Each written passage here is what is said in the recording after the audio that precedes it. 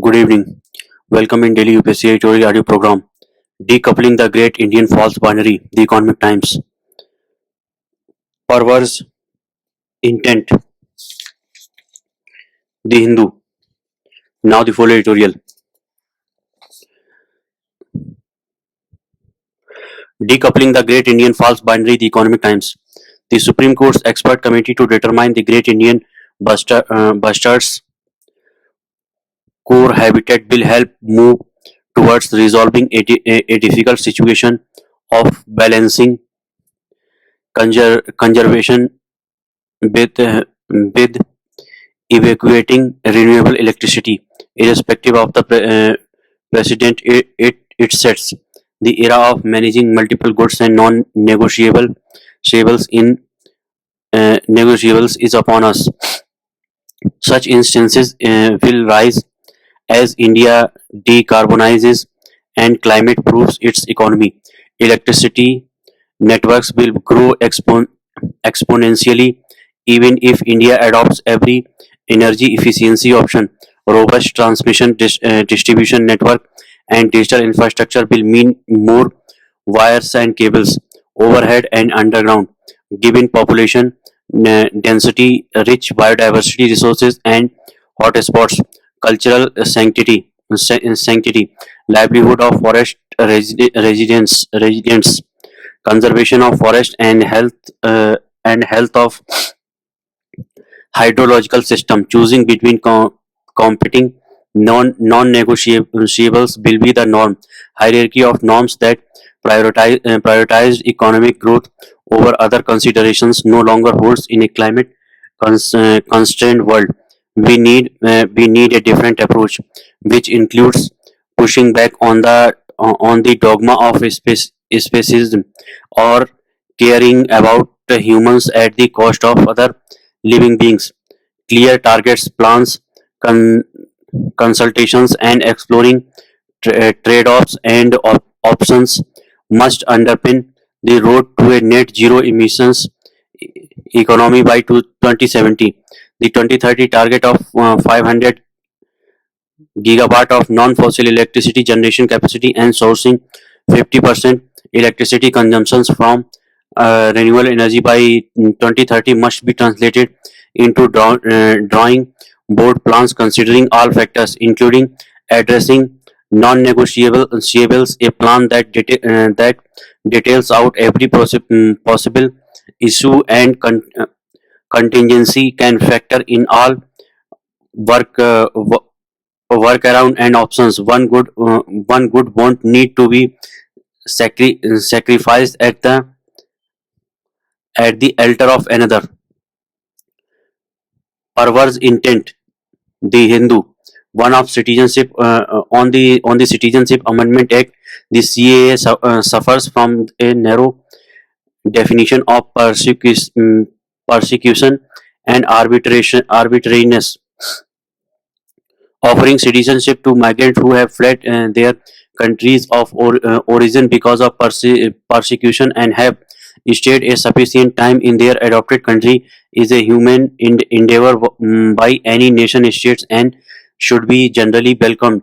But by limiting this measure only to migrants from an arbitrary group of neighboring nations, and to narrow the definition only to religious persecution, and to further constrict this to not include Muslims, atheists, and agnostics, among others, would suggest that the reasoning to provide this citizenship has less to do with humanitarianism and more to do with a warped and perverse understanding of Indian citizenship. By its very intent, the Citizenship Amendment Act, whose rules were notified by the Ministry of Home Affairs last month, over 4 years since the act was passed in Parliament, goes against the ethos of the Indian Constitution. It is a short-sighted piece of legislation in its understanding that only religious persecution merits a reason for providing asylum and citizenship. It is fairly evident that persecution can be due to other reasons as well, such as linguistic discrimination in the case of Sri Lanka in recent years, and erstwhile East Pakistan, from which Bangladesh was born. Besides, as the case of the Rohingya from Myanmar shows, Muslims have also faced the severest form of discrimination in recent years, with thousands killed, more than a million of them rendered stateless, and lakhs fleeing to other countries, including India, due to deliberate geno- genocidal policies implemented by the ruling regime in the country.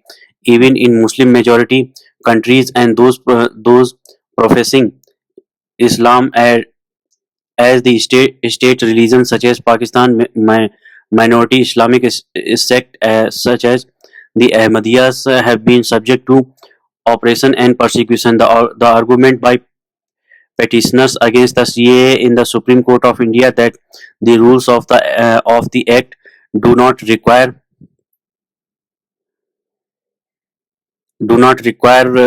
foreign applicants to effectively renounce citizenship of their native countries, and that this allows for the possibility of dual citizenship, which is directly violative of the Act is also Citizenship Act is also fair, even if it is only a procedural one. While India is not party to the 1951 UN Convention relating to the status of refugees, and the 1967 Protocol relating to the status of refugees, they have provisions that require signatories to provide refugee status to those who are subjects of different forms of persecution beyond just due to their religion. Signatories must also apply these provisions without discrimination as to race, religion, or country of origin, and it is clear that the CAA would run afoul of them if India were a signatory. The court must declare the CAA as unconstitutional and revoke its implementation because of its arbitrary and selective norms for providing citizenship to migrants. Thank you.